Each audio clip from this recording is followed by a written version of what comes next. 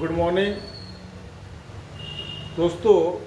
पिछले 12-14 साल में बहुत सारे देश के अंदर बदलाव हुए हैं, जिस बदलाव का जो असर है भारत के अल्पसंख्यक समुदाय विशेषकर मुस्लिमों पे पड़ा है।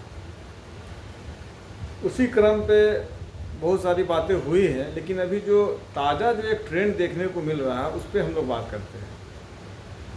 जैसा कि हम सभी जानते हैं कि जो आज राजनीतिक स्थिति है देश के अंदर, उसमें एक धड़ा जो है अपने आप को धर्मनिरपेक्ष दल और सभी धर्म जात समुदाय को लेकर के चलने की बात करता है और दम भरता है कि हम इसकी राजनीति करते हैं और हम सभी को साथ लेकर के चलते हैं। मैं एक दो घटना का जिक्र करता हूं, आप उससे समझेंगे कि ट्रेंड कितनी तेज़ी से बदल रहा है और अल्पसंख्यक समुदाय विशेषकर मुस्लिमों के लिए कितना ये ट्रेंड जो है हानिकारक है। मैं एक आपको उदाहरण देता हूँ। बिहार के अंदर आप देखेंगे कि अल्पसंख्यक मुस्लिम समुदाय का जो तादाद है काफ़ी अच्छा है, बड़ी तादाद है और वो राजनीतिक रूप से असर भी डालती है। और जो अभी वर्तमान में जो नीतीश कुमार की जनता दल यूनाइटेड जो सरकार है, वो इन वोटरों को लेकर के साथ चलने का दावा करती है और वोट भी इनको प्राप्त होता है। लेकिन आप देखेंगे कि जब वक्फ बिल का मसला आया, उस वक्त जनता दल यूनाइटेड ने मुसलमानों के हित और हकूक़ को दरकिनार करते हुए वक्फ बिल का उन्होंने पार्लियामेंट के अंदर समर्थन किया। ये एक अपने आप में बहुत बड़ा चौंकाने वाला एक ट्रेंड था जो कि मुस्लिम समुदाय के लोगों तक पहुंचा कि राजनीति बदल रही है। हम आपका वोट लेंगे, लेकिन आपके हुकूक और आपके लिए जो सही है फैसले, उस पर हम आपके साथ नहीं हैं। इससे ये पता चलता है कि बिहार के अंदर जनता दल यूनाइटेड ने मुस्लिमों को राजनीतिक रूप से उनकी औकात दिखाई, राजनीतिक रूप से उनको कमज़ोर किया गया। जनता दल यूनाइटेड बिहार के अंदर आप देखेंगे कि जो मुस्लिम समुदाय से जुड़े हुए जो भी नेता है जनता दल यूनाइटेड में, उनकी हैसियत ज़ीरो है। वो अपने हक की बात नहीं कर सकते, ना ही राजनीतिक रूप से अपने समुदाय को मजबूत कर सकते, ना ही उनके पास जनाधार है।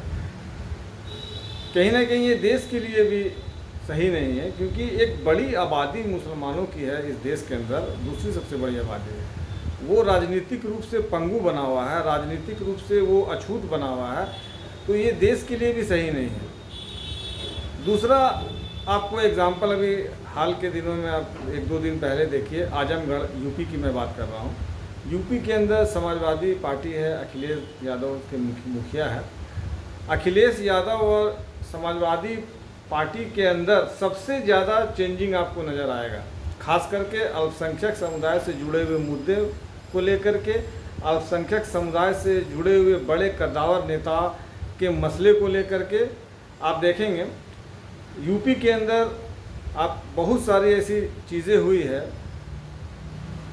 जिसपे कि अखिलेश यादव और समाजवादी पार्टी खामोश है, मौन है।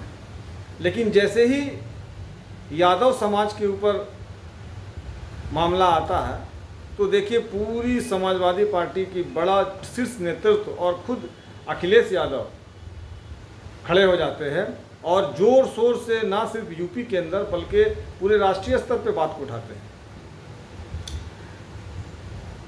अखिलेश यादव जी की पार्टी के अंदर अगर कोई मुस्लिम को छोड़कर कोई दूसरा नेता है, उसके साथ कोई मामला होता है तो अखिलेश यादव जी तुरंत प्रेस कॉन्फ्रेंस करते हैं, उसके घर चले जाते हैं।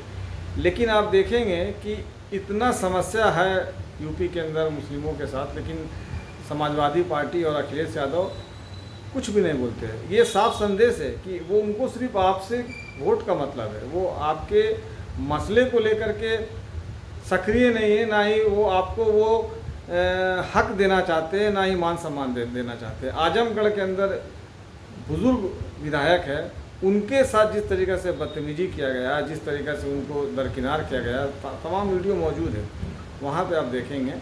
तो ये सारे जो घटनाक्रम हैं इस बात की ओर इशारा करते हैं कि ये जो तथाकथित जो धर्मनिरपेक्ष दल है, चाहे वो रामविलास पासवान की लोक जनशक्ति पार्टी है, उनका भी यही रवैया है।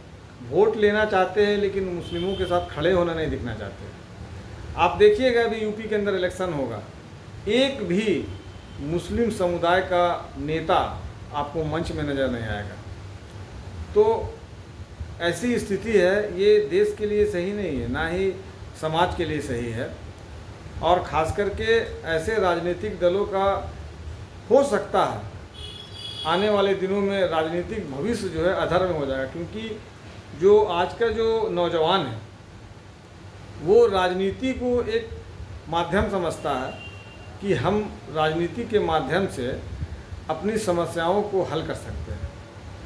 तो इसको आप देखेंगे और भी बहुत सारे दूसरे स्टेट में हैं जो राजनीतिक पार्टियां किस तरीक़ा से उदासीन हैं मुस्लिमों के मामले को लेके, या उनके अंदर लीडरशिप का गुण पैदा नहीं करना चाहते। मेरा एक पर्सनली एक सुझाव है अपने मुस्लिम समुदाय के नौजवानों से, देश हित में ये सुझाव है कि आप किसी भी पार्टी में रहिए, लेकिन आप अपना आत्मसम्मान के साथ रहिए, आप अपना जनाधार को बनाइए और झंडा ढोने वाला नेता नहीं बनिए, दर्री बिछाने वाला नेता नहीं बनिए। कोई दिक्कत नहीं है, जब आप किसी पार्टी में रहते हैं तो आप पोस्टर भी चिपकाते हैं, लेकिन सिर्फ वहीं तक आप महदूद नहीं रहिए। आप उस राजनीतिक पार्टी के मेन धड़े में शामिल हुइए और अपने समाज के लिए और अपने देश के को कैसे विकास करना है राजनीतिक माध्यम से, इसको लेकर के आगे बढ़िए। ये मेरा एक मुस्लिम नौजवानों से एक अपील है, क्योंकि नौजवान ही देश को बदलते हैं, समाज को बदलते हैं। आगे वीडियो में मैं इस तरीक़े से और आप लोगों के सामने बात रखूँगा। धन्यवाद।